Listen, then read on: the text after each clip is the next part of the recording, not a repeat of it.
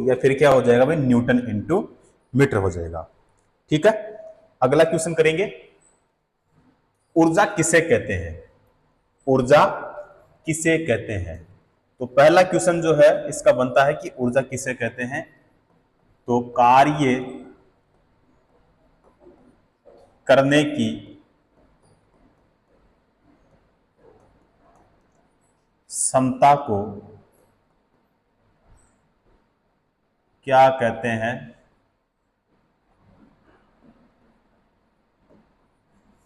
ऊर्जा कहते हैं। ठीक है, उसके बाद में फिर पूछा जाता है इसकी राशि से, क्वेश्चन पूछा जाता है राशि से कि ऊर्जा जो होती है एक किस प्रकार की राशि होती है, सदिश या फिर अदिश? तो कौन सी राशि होती है भाई? अदिश राशि। उसके बाद में जो क्वेश्चन पूछा जाता है फिर वो पूछा जाता है मात्रक से। तो यहां पे ऊर्जा के जो मात्रक होते हैं जैसे जूल होता है, उसके बाद में अर्ग होता है, उसके बाद में किलो वाट हावर होता है, इलेक्ट्रॉन वोल्ट होता है,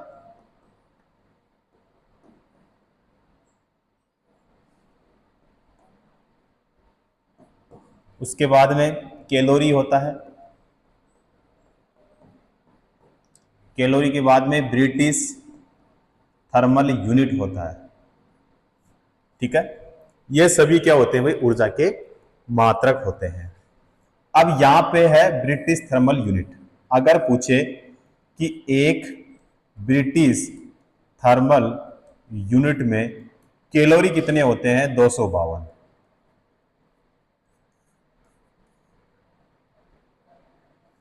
एक सेकेंड भाई, कितने होते हैं? 252 कैलोरी होते हैं। उसके बाद में यहां पे है कैलोरी कि एक कैलोरी या फिर 1 किलो कैलोरी में जूल कितने होते हैं? तो पूछे 1 किलो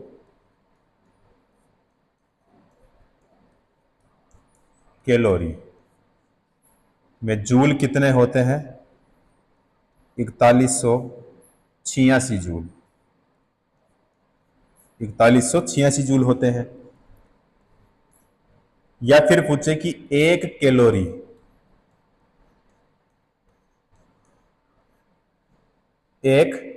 कैलोरी में जूल कितने होते हैं? 4.186 जूल होते हैं। ठीक है, उसके बाद में यहां पे है इलेक्ट्रॉन वोल्ट। तो पूछे कि 1 इलेक्ट्रॉन वोल्ट में जूल कितने होते हैं? तो 1.6 गुणा 10 की घात कितना भाई? -19 जूल।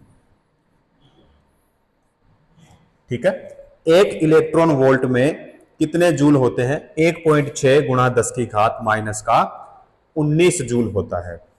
उसके बाद में है किलोवाट हावर यानी किलोवाट घंटा। तो किलोवाट घंटे में पूछा जाता है कि 1 किलोवाट हावर यानी घंटा में जूल कितने होते हैं? 3.6 गुणा 10 की घात कितना जूल? 6 जूल होते हैं। ठीक है, और पूछे कि 1 किलोवाट हावर में या फिर बराबर क्या होता है? तो 1 यूनिट क्या होता है भाई? 1 यूनिट होता है। ठीक है, उसके बाद में यहां पे है जूल कि 1 जूल में कितने अर्ग होते हैं? 10 की घात 7 अर्ग। कितने अर्ग होते हैं? 10 की घात 7 अर्ग। तो ये वही पॉइंट है जहां से क्वेश्चन पूछा जाता है। तो ऊर्जा किसे कहते हैं? कार्य करने की जो क्षमता होती है ऊर्जा कहलाती है। राशि कौन सी होती है? अदिश राशि होती है। मात्रक इसके कौन कौन से होते हैं? जैसे जूल हो गया, अर्ग हो गया, किलोवाट घंटा हो गया, इलेक्ट्रॉन वोल्ट हो गया, कैलोरी हो गया और ब्रिटिश थर्मल यूनिट हो गया। ब्रिटिश थर्मल यूनिट में कैलोरी पूछे तो 252 बताना है, कैलोरी में यानी 1 किलो कैलोरी में जूल पूछे तो 4186 बताना है। और यहाँ पे 1 कैलोरी में जूल पूछे तो 4.186 जूल होते हैं। इलेक्ट्रॉन वोल्ट में पूछे कितने जूल होते हैं तो 1.6 गुना 10 की घात माइनस का 19 जूल होता है। किलोवाट घंटा यानी 1 किलोवाट घंटे में जूल कितना होते हैं तो 3.6 गुना 10 की घात 6 जूल होते हैं। 1 किलोवाट हावर बराबर क्या होता है 1 यूनिट, ठीक है। और पूछे 1 यूनिट बराबर क्या होता है तो 1 किलोवाट हावर होता है। उसके बाद में जूल यानी 1 जूल में कितने अर्ग होते हैं 10 की घात 7 अर्ग होते हैं, ठीक है। इन सभी से क्वेश्चन पूछा जाता है। चलो नेक्स्ट क्वेश्चन करते हैं भाई। यहां पे क्वेश्चन है ऊर्जा संरक्षण का सिद्धांत, ठीक है। ऊर्जा संरक्षण का सिद्धांत किसे कहते हैं या ऊर्जा संरक्षण का जो नियम होता है वो क्या होता है। सबसे पहले यहां पे जो क्वेश्चन पूछा जाता है यानी जो ऊर्जा संरक्षण का नियम होता है कि ऊर्जा न तो उत्पन्न की जा सकती है और न ही नष्ट की जा सकती है, यह केवल एक रूप से दूसरे रूप में परिवर्तित की जा सकती है। ऊर्जा न तो उत्पन्न की जा सकती है और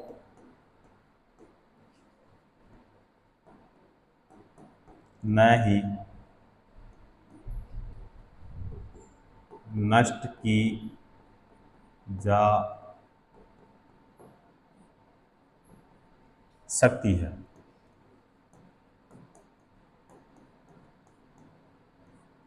यह केवल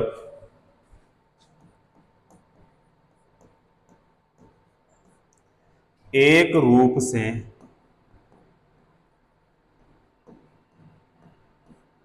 दूसरे रूप में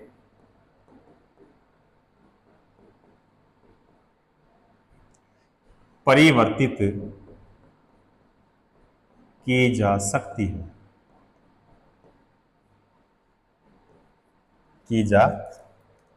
है, ठीक है। तो इस वाले पॉइंट से भी क्वेश्चन पूछा जाता है, ठीक है। चलो अगला क्वेश्चन करते हैं। ऊर्जा की व्यावसायिक इकाई क्या होती है। ऊर्जा की व्यावसायिक इकाई क्या होती है तो आपको बताना है किलो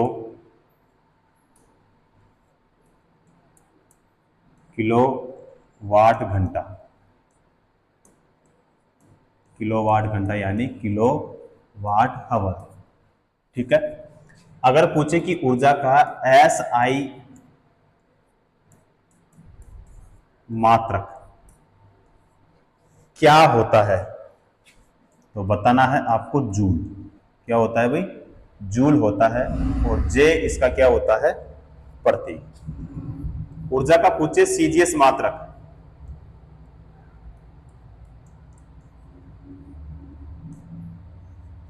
ऊर्जा का CGS मात्रक तो आपको बताना है कैलोरी। क्या होता है भाई कैलोरी होता है, क्लियर। अगला क्वेश्चन करते हैं। यांत्रिक ऊर्जा है, यांत्रिक ऊर्जा कितने प्रकार की होती है तो यहां पे यांत्रिक ऊर्जा जो होती है वह 2 प्रकार की होती है। कितने प्रकार की होती है 2 प्रकार की, जिसमें पहली हो जाएगी गतिज ऊर्जा। गतिज ऊर्जा, गतिज ऊर्जा का मतलब होता है काइनेटिक एनर्जी। क्या हो जाएगा भाई काइनेटिक एनर्जी। अब यहां पे फॉर्मूला हो जाएगा इसका, काइनेटिक एनर्जी बराबर होगा 1/2 यानी 1/2 गुणा में यहां पे हो जाएगा द्रव्यमान,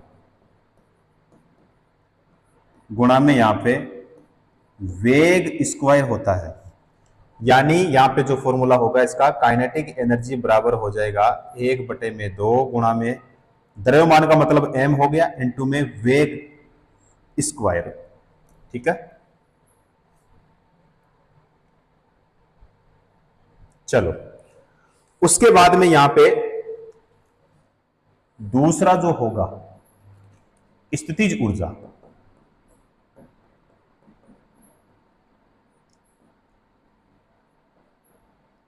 स्थितिज ऊर्जा, पोटेंशियल एनर्जी क्या होगा भाई, पोटेंशियल एनर्जी। फॉर्मूला यहां पे, तो पोटेंशियल एनर्जी बराबर होगा द्रव्यमान गुणा में गुरुत्वीय त्वरण, गुरुत्वीय त्वरण, और इनटू में हो जाएगा ऊंचाई, क्या हो जाएगा, ऊंचाई। यानी पोटेंशियल एनर्जी बराबर द्रव्यमान इंटू गुरुत्वीय त्वरण इंटू में क्या हो जाएगा, ऊंचाई। ठीक है, न्यूमेरिकल क्वेश्चन भी पूछे जाते हैं इससे। अब यहां पे सबसे पहले हम देखें कि गतिज ऊर्जा किसे कहते हैं। गतिज ऊर्जा जो है वो किसे कहते हैं।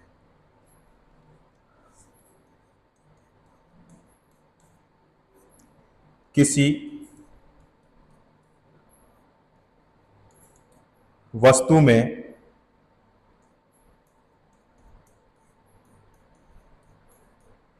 वस्तु की गति के कारण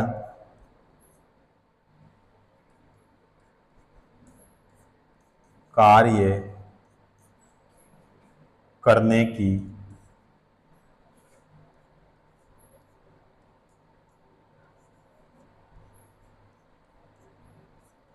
जो क्षमता उत्पन्न होती है उसे क्या कहते हैं, गतिज ऊर्जा। उसी प्रकार से हम देखेंगे कि जो यहां पे स्थितिज ऊर्जा है, यानी किसी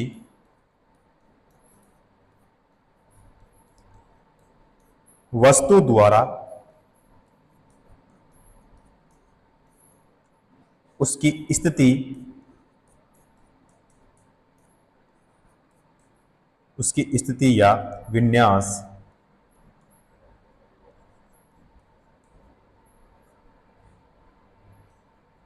द्वारा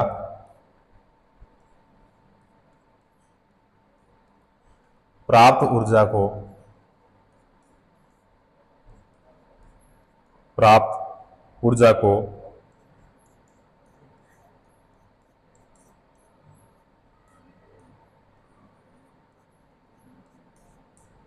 स्थितिज ऊर्जा कहा जाता है।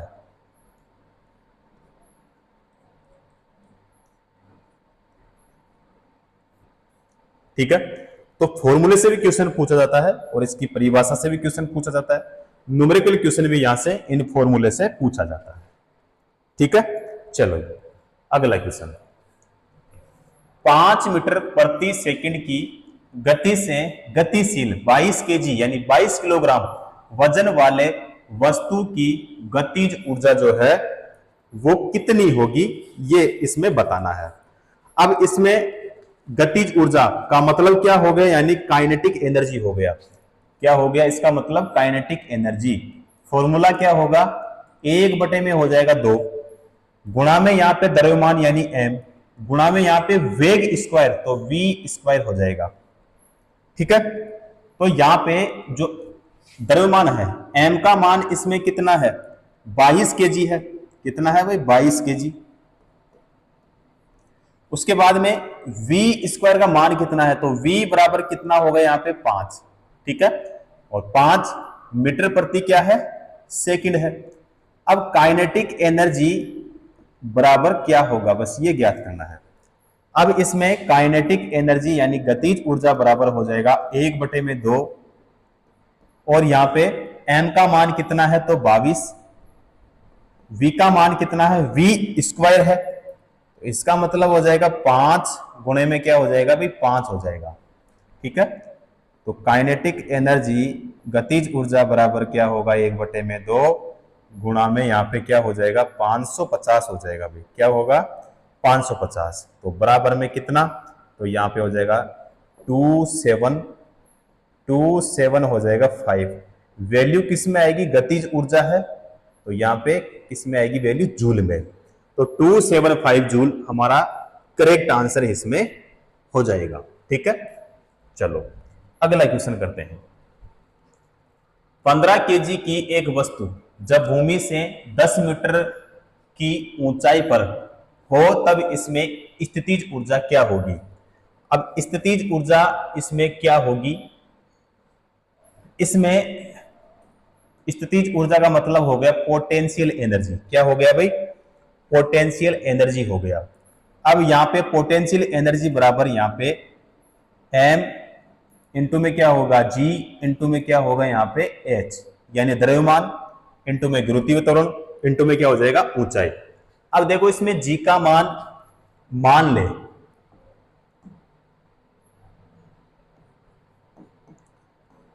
ले कि इसमें जो g का मान है वो दे दिया जाए इसमें 10 मीटर प्रति सेकंड स्क्वायर। ठीक है, तो इसका सही आंसर क्या होगा। अब देखो पोटेंशियल एनर्जी बराबर यहां पे m का मान कितना है 15 केजी, तो 15 इंटू में g का मान माने यहां पे कितना हमने 10 मीटर प्रति सेकंड स्क्वायर इंटू में h का मान इसमें कितना है 10 मीटर। चलो जी, पोटेंशियल एनर्जी बराबर कितना हो जाएगा, तो देखो यहां पे 15 इंटू 10 और इंटू 10 1500 हो जाएंगे भाई। कितने हो जाएंगे 1500 जूल हो जाएंगे। कितना 1500 जूल हमारा करेक्ट आंसर इसमें हो जाएगा। क्लियर। चलो जी अगला क्वेश्चन। किसी वस्तु की गतिज ऊर्जा 120 जूल है और इसका द्रव्यमान 15 केजी है। वस्तु का जो वेग है वो क्या होगा, वस्तु का वेग क्या होगा। इसमें मैं पूछता हूं आपको कि बताओ यहां पे गतिज ऊर्जा यानी काइनेटिक एनर्जी बराबर क्या होगा और द्रव्यमान बराबर यहां पे क्या होगा। तो देखो इसमें गतिज ऊर्जा कितना दिया है 120 जूल। कितना है 120 जूल। एम का मान कितना है 15 केजी। कितना केजी है 15 केजी। तो फॉर्मूला यहां पे काइनेटिक एनर्जी बराबर हो जाएगा 1/2 इंटू में एम इंटू में क्या हो जाएगा v स्क्वायर हो जाएगा। ठीक है, अब काइनेटिक एनर्जी का मान इसमें है 120 इंटू में यहां पे 1 में हो जाएगा 2 गुणा में क्या होगा 15 और इंटू में v स्क्वायर का मान ज्ञात करना है। v स्क्वायर बराबर जो होगा यहां पे 120 इंटू में कितना हो जाएगा बताओ 2 और यहां पे हो जाएगा 15 बराबर में क्या होगा, तो यहां पे v बराबर क्या होगा यानी v स्क्वायर बराबर क्या होगा, तो यहां पे हो जाएगा 16 तो इसका मतलब कितना हो जाएगा फिर यहां पे 4 क्या होगा मीटर प्रति क्या हो जाएगा सेकंड। 4 मीटर प्रति सेकंड सही आंसर क्या हुआ 4 मीटर प्रति सेकंड हमारा सही आंसर हो गया। ठीक है।